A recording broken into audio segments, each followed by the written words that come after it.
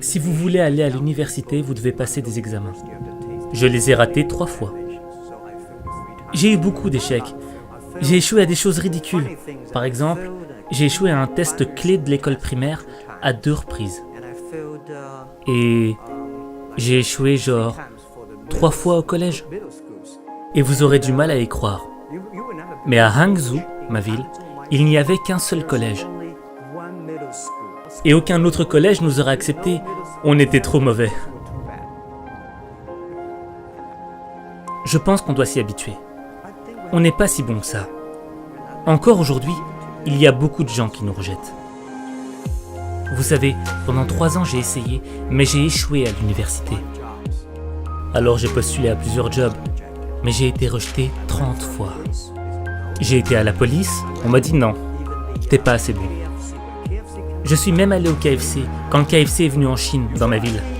24 personnes se sont présentées. 23 personnes ont été acceptées. J'étais le seul gars à avoir été rejeté. Et quand je me suis présenté à la police, 5 personnes se sont présentées, 4 personnes ont été acceptées. J'étais encore le seul gars à avoir été rejeté. Oh, en passant, est-ce que je vous ai dit que j'ai postulé pour Harvard? J'ai été rejeté 10 fois.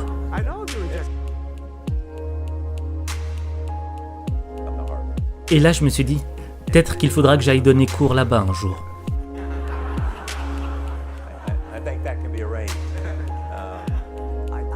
Je ne pense pas que dans ce monde, il y ait des gens qui ont été rejetés plus de 30 fois.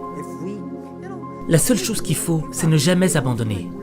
Comme Forrest Gump, il faut continuer à se battre. Il faut continuer à s'améliorer soi-même. On n'a pas le temps de se plaindre. Et quelle est la différence entre ceux qui réussissent et ceux qui échouent? J'ai remarqué que si les gens font une erreur, et si ils se plaignent des autres, ils ne reviendront jamais.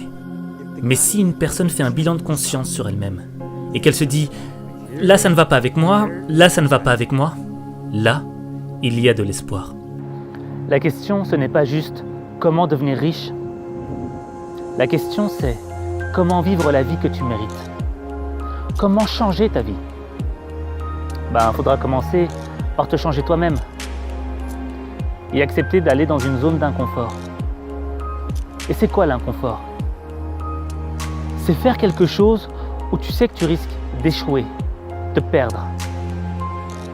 Mais l'échec, ce n'est pas la fin de ton histoire. C'est le début de ton apprentissage.